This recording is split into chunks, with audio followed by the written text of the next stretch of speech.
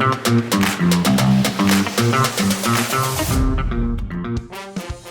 for instance, that it's not a positive story that you need to tell from the data. So something might be deteriorating. How do you balance being transparent and clear with the message with the potential for overreaction? So whilst it might not be a positive thing, there might not be anything to do at this moment in time. So how do you balance that without causing a stir and that overreaction? I think it's a tough one. That is, but I think feedback I've had over the years, a lot of it can relate back to what language you're using. Be factual, be concise, and try not to be emotive with the language.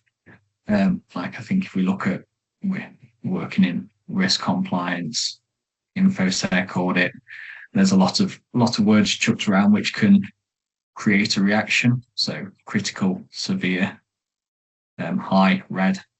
I think it's just making sure you understand what message you want to give and what reaction you want to get. I think if you want to paint a picture of calm, you need to present your report as a picture of calm and acknowledge that things do go wrong and whether you've got it under control.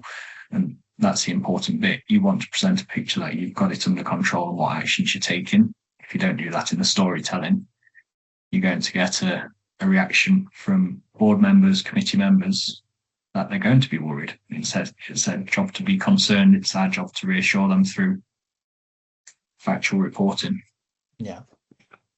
Yeah, I think it's that credibility piece, isn't it? Because what you want to make sure is, if you are going to raise something as a serious concern or a high red rated finding, whatever the sort of the methodologies that you're using, that is going to trigger and is intended to trigger a certain level of response.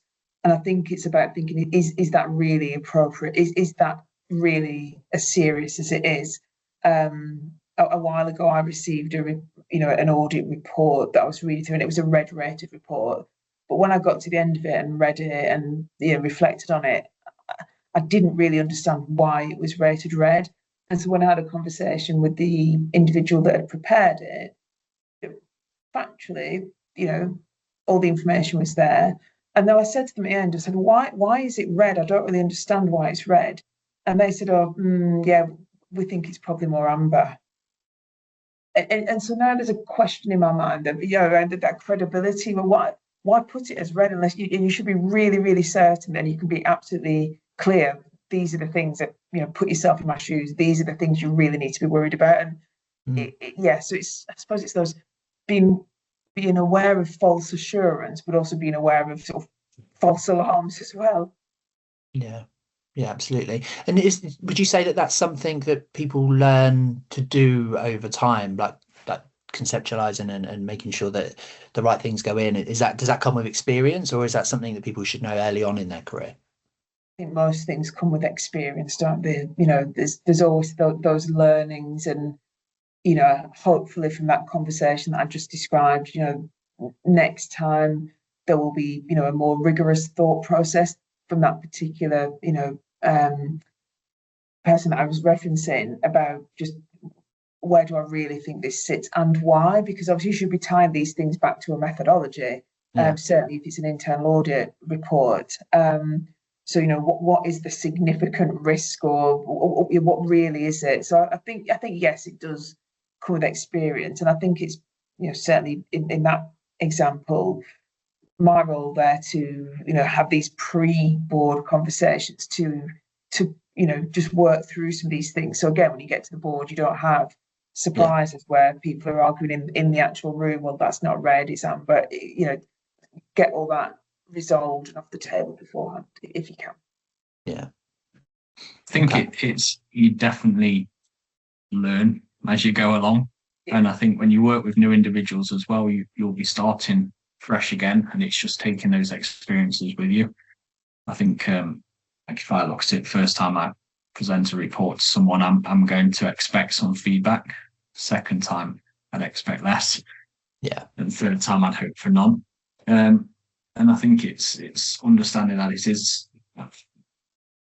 everyone's trying to get to the perfect picture of what they want in their MI packs, what they want in the data packs. It's going to change month on month from you learning as you go. But I think that relationship side is really important, because like using the internal audit example, you wouldn't want to reg risk being presented to the audit committee for the first time on the day of the audit if the report went out 3 weeks before. That's just going to cause challenge and concern across the board in any committee meeting I'm going to. If I think I've got a big issue or an important risk to raise, I'd like to think I'd have the conversations with people beforehand. And it's learning that that's really important, that people don't want to feel surprised or feel like you've tried to make them jump or trick them. Yeah.